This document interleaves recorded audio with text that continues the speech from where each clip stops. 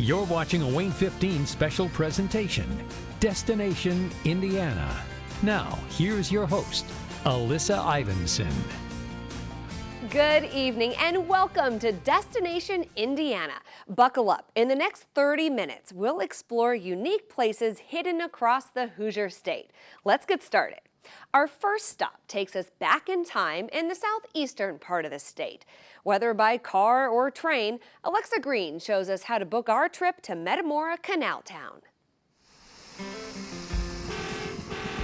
It's a town of less than 200 people, and during its off-season, the locals tell us they soak in the peace and quiet. The landscape is really beautiful. But don't let that stop you. During tourist season from July to October, you just never know what you'll discover in Metamora. It's a really great day out from Indianapolis or Carmel or Cincinnati or really anywhere that you want to take about an hour-and-a-half road trip. As you enter, the quaint shops and historic stores line the streets to greet you. But that's just the beginning of what this small town has to offer. One of our first stops, the Metamora Grist Mill, that dates back to the 1840s. It's a noisy, wonderful experience that sort of engages all the senses. Just recently, the mill reopened after completing some renovation. And today, you can see up close and personal how corn is grinded into meal and flour. You simply scoop it up and put it in this pocket. You can even take some home to enjoy.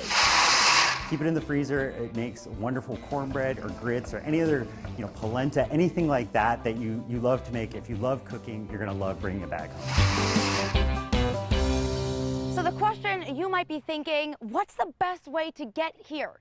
Well, some suggest driving in by car, while others prefer a different mode of transportation. We ran our first train in 1974, and the railroad has been in continued operation until today. The Whitewater Valley Railroad runs from Connorsville to Metamora on weekends from May to October. The 19-mile trek is still operated by vintage locomotives that allow passengers to see a different view of the Hoosier State. A lot of different things that you can see from the train, and some of it you can only see from the train. Seeing the Hoosier State from a new perspective, then dropping you off at a place where there is so much yet to be discovered.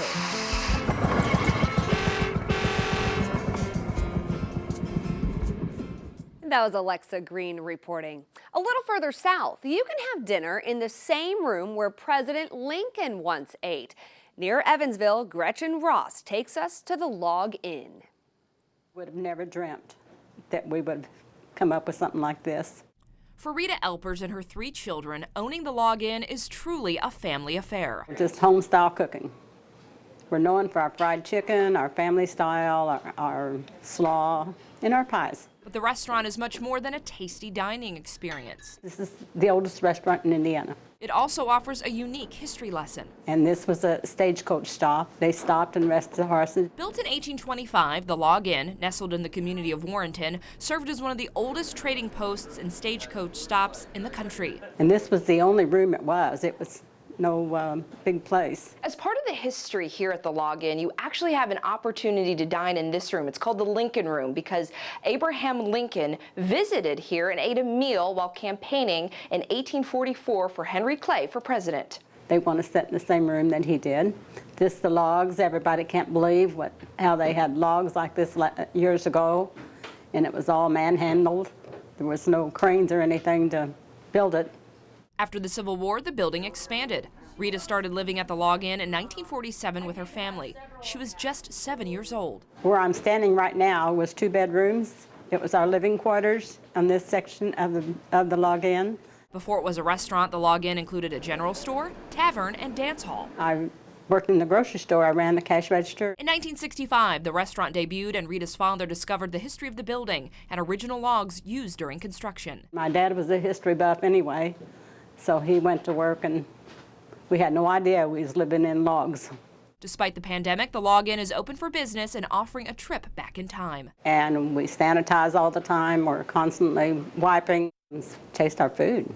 That's what we want them to do, so they'll come back. For Destination Indiana, I'm Gretchen Ross. While you're down by Evansville, you can also tour the USS LST-325. The Navy warship was used in France on D-Day in World War II and is the only ship of its kind still in operation. The original equipment is in the radio room, and you can walk through the cramped living quarters and mess hall. Back up in our neck of the woods, let's hit the water. At Winona Lake, you can ditch your car and walk or bike to dozens of shops and restaurants right on the water's edge. How are you, sugar?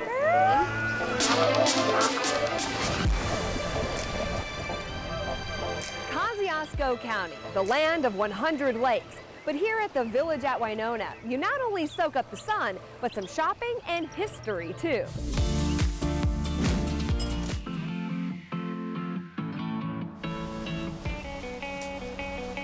You're really going to experience lake life.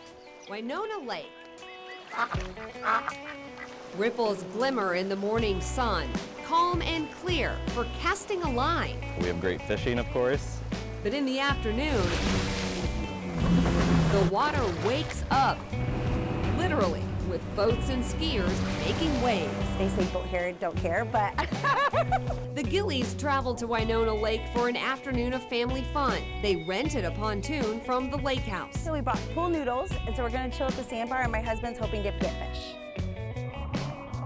If person-powered watercraft is more your speed, the lake house also has kayaks and paddle boards available to rent. Just floating around in a life vest. That's fun. We found the Wiles Smith family on a lunch break. We wanted an opportunity to have all of our family meet. We live in different parts of the state, and this was a great place. Very affordable, very safe. You can walk everywhere. The lakes are good. Not just that, but they've got some decent candy shops around here. 12-year-old Liam, a self-proclaimed candy expert, should know. The best candy, in my opinion, would have to be jelly beans. Along the canal, Rocket Fizz is a candy shop souped up on sugar with not only jelly beans, but more than 5,000 different items, including more than 400 kinds of soda. I like walking through the different shops. The Village at Winona has 20 different Victorian homes renovated into retailer service shops, all unique, all locally owned, and easily navigated by foot or bicycle. There's a paved trail running through the woods, and that's great for cycling or walking. We have mountain bike trails that are really well known. For a break from the outdoors, step back in time a century ago at the Billy Sunday House. So what we have here is a house that was built in 1911, and all of the furnishings belong to the original occupants, which is most unusual. Everything in the house was theirs. It's just like Mrs. Sunday went out to lunch. In the early 1900s, Billy Sunday was a pro baseball player turned evangelical preacher. Over his lifetime, Billy Sunday spoke to 100 million people face to face. No other human being has ever done that. The Village at Winona.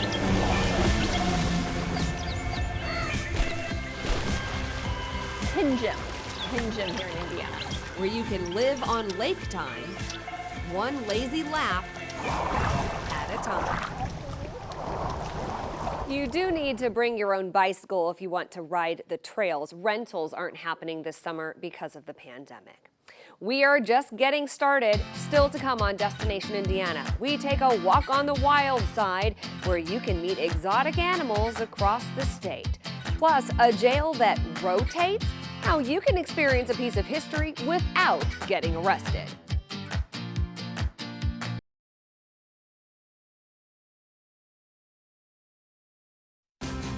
Now back to Destination Indiana with your host, Wayne 15's Alyssa Ivinson. Our next attraction might make your head spin. The Rotary Jail Museum in Crawfordsville is the only rotating jail left in the world. Charlene Cristobal takes us inside. It was the first of its kind in the entire country. 18 rotating jails were built in the Midwest in 1881. Only 3 still stand today. The one in Crawfordsville is the only one that still spins. The idea behind a rotating jail was to save money for the county. They thought with the idea that a jail might be inescapable, you wouldn't have to have as much reason to believe the inmates could get out, so you wouldn't have to have as many guards to watch the inmates. To rotate the cells, you still have to use a hand crank. It works like a Lazy Susan and has 8 wedge-shaped cells on 2 floors and only 1 door on each floor. The only way in or out was if the cell was lined up with a door. At one time, the jail could hold 37 inmates. It wasn't used as a prison though, so most inmates didn't stay for more than 2 days. Back in the 1800s, early 1900s, people sometimes got arrested on purpose for minor offenses so they could go to the Rotary Jail. The inmates here could get 3 hot meals, they could see a doctor, they could get their clothes washed, they could take a bath. But there's some other interesting history to learn at the Rotary Jail. So we did have a couple executions here. One execution in 1885 and another in 1886. The most infamous one, the execution of John Coffey. We really feel like in our historical research that he was wrongly convicted. Ghost hunters and mediums have come from all over the world to see if they can connect with the spirit of John Coffey, but the staff won't necessarily admit it's haunted. Definitely pick up on an energy. In 1938, the jail stopped spinning because of safety concerns, with some inmates sticking their arms or legs out of the bars when it was rotating. It closed for good in 1973 after serving as Montgomery County's jail for 91 years. Now, it only spins for museum tours. That was Charlene Cristobal reporting. Now, grab your safari hats for a walk on the wild side as we discover why animals in Albion are extra special.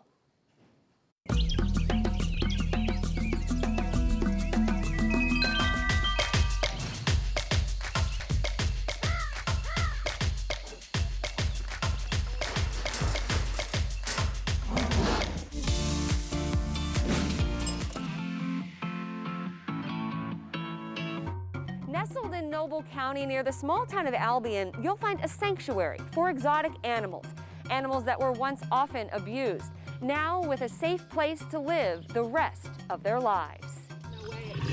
A lion, tigers, and yes, bears.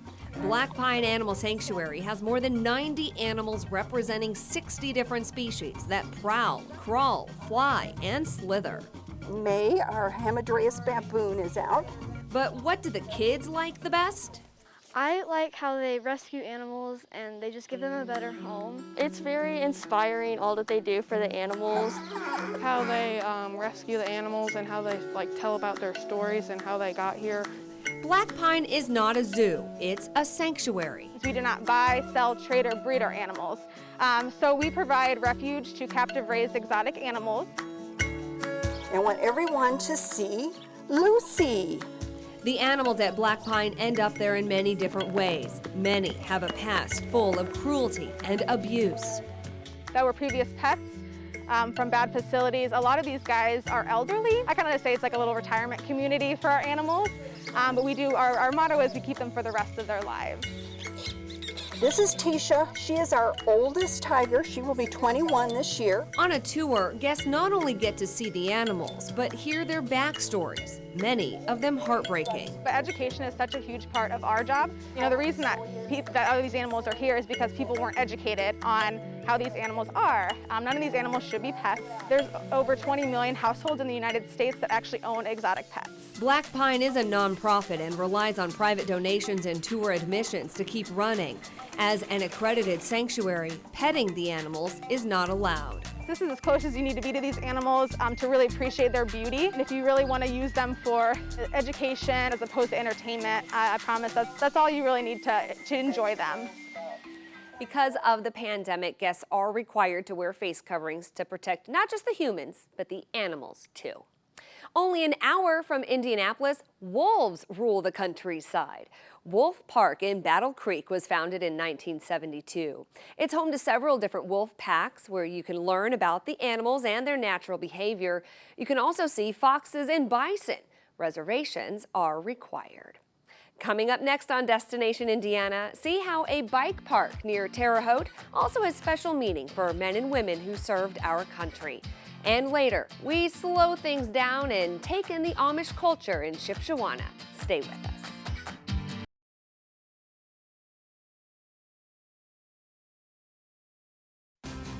Now back to Destination Indiana with your host, Wayne 15's Alyssa Ivinson. It's the 19th best mountain bike trail in the world, according to singletracks.com. You can find it outside Terre Haute. Taylor Johnson takes us to Griffin Bike Park. Tens of thousands come from all around the state, the country, and even the world to strap on their helmets and hit the Griffin Bike Park trails. We've had people from Alaska. We've had people from Canada.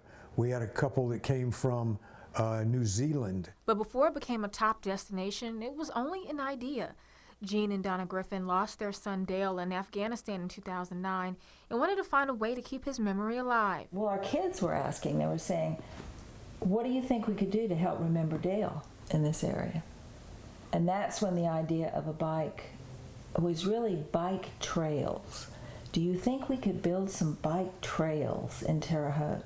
That seemingly small concept grew into 300 acres of hills, twists, and lots of jumps, covering 18 miles of tracks and trails. And it's for bikers of all ages and skill sets. And we have kids all the way from little bitty ones on Strider bikes all the way up to my age. People come just to jump. They come just to go on the pump tracks. They come to do the short track races now that are like, 3/4 of a mile. The park also remembers fallen Hoosier heroes along the popular Warrior Trail. On each side, you'll find their names and photos leading to a memorial for Dale Griffin. They're being remembered, not just by their friends and family, but by all those that come. We like to memorialize all the soldiers that we've lost since 9/11. That's what our park's about. The Warrior Trail was first inspired by a young girl in a wheelchair. We decided to build a trail that she could ride, so we built one with adaptive equipment in mind. It's a little wider, took out all the roots and all the real nasty humps, and we made something that even wounded warriors with hand bikes can ride. And the park won't be hitting the brakes just yet. Moore hopes it will continue to grow, giving visitors more than they could imagine. I like it when they're surprised at what they find, because as you drive in, there's cornfields everywhere. But when you get here, we go from beginner level trails that they would expect to when you get on the east side of the park, it's gnarly over there. That was Taylor Johnson reporting. The state's first settlement is still alive with history. Vincennes was a French trading post in 1732. A Revolutionary War battle reenactment weekend brings thousands to the city. And in the print shop, you can see where the first newspaper was published in Indiana. Up next, one more stop as we discover there's a lot more than farm animals in Shipshewana.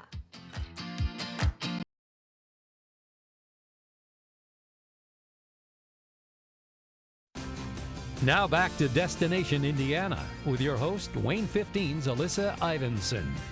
With its quaint farm setting, it's no wonder Oprah Magazine named our next location one of its top 60 American towns to visit. We go now to Shipshewana.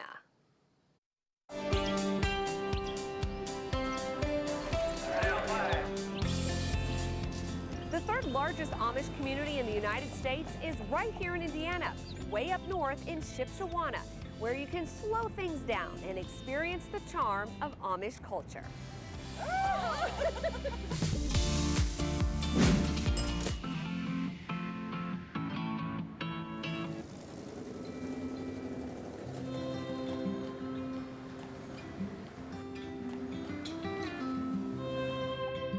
From the steady clip-clop of a horse and buggy to the fast-talking calls of auctioneers, the sounds of Shipshewana are many. Shipshewana is a world away and it's not too far from home. The small community has something for every agenda. It's really cute. I like the country feel to it. History goes round and round inside the Davis Mercantile.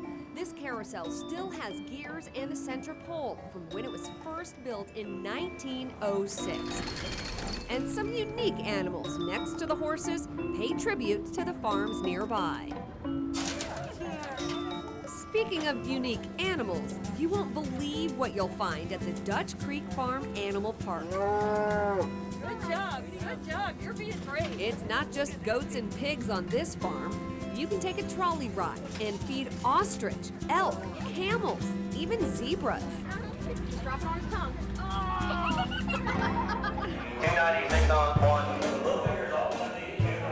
From antiques to livestock, the auctions are always exciting. Yeah, we can have anywhere up to 10 auctioneers is the most that we would have. We'll have upwards of 2,500 items being sold every Wednesday.